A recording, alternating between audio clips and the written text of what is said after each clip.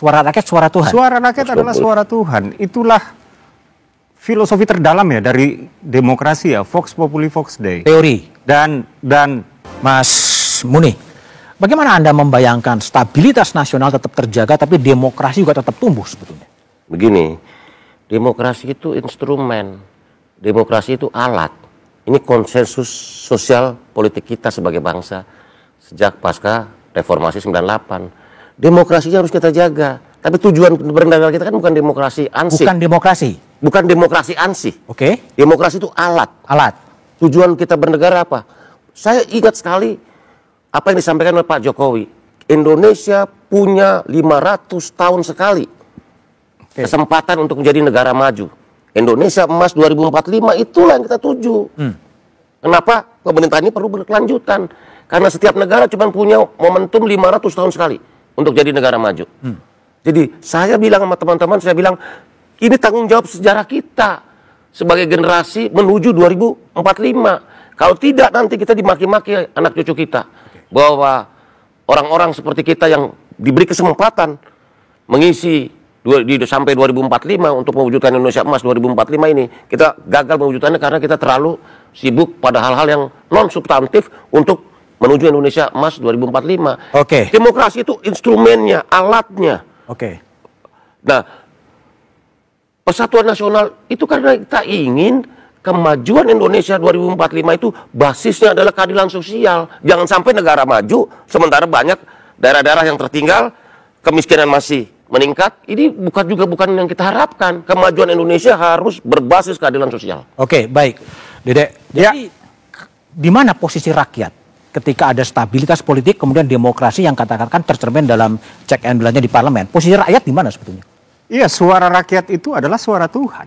Suara rakyat, suara Tuhan. Suara rakyat adalah suara Tuhan. Itulah filosofi terdalam ya dari demokrasi ya, Vox Populi Vox Dei. Teori. Dan wakil-wakil rakyat inilah kawan-kawan kita yang berada di Dewan Perwakilan Rakyat, dan jelmaan rakyat itu ada di MPR.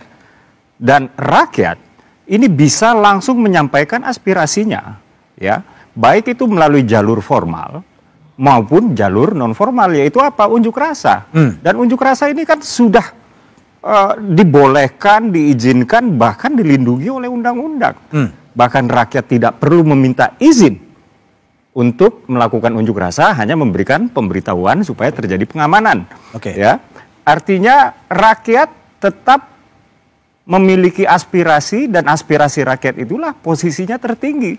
Sekali lagi saya ingin katakan bahwa di iklim demokrasi yang sehat, aspirasi itu bergeraknya dari bawah ke atas, dan negara sekarang sedang mewujudkan apa yang sedang dimimpikan oleh rakyat. Oke. Apa yang kita rancang, kita sebut Indonesia Emas 2045 ini. Oke, baik Bang Doli.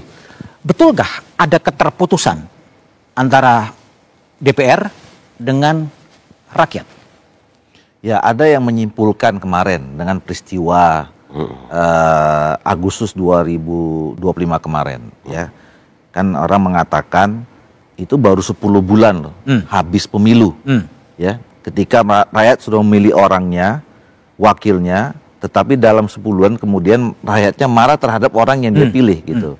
Nah, orang menyimpulkan begitu. Tapi walaupun sebetulnya ada perspektif politik lagi, ada kajian politik ya, peristiwa-peristiwa kayak di 2005 itu.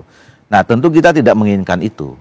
Nah, makanya oleh karena itu, supaya tidak benar asumsi tadi itu, ya, memang DPR harus kemudian bekerja secara maksimal.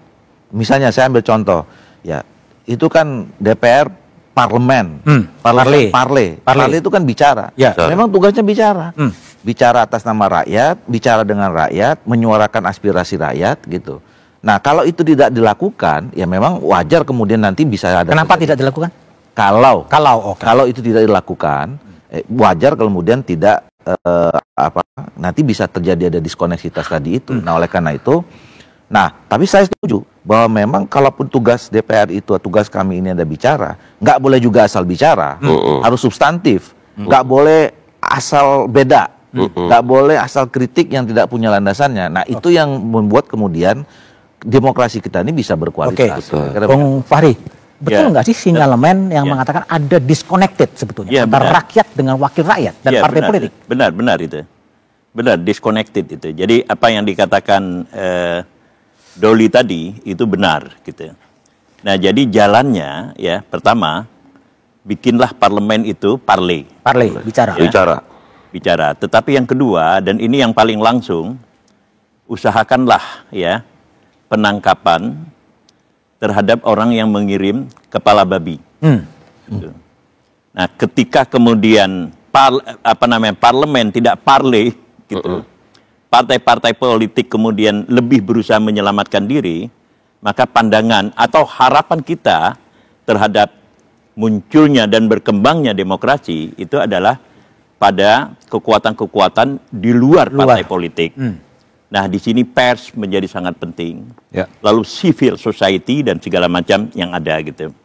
Nah, jadi salah satu yang paling praktis dilakukan itu ungkaplah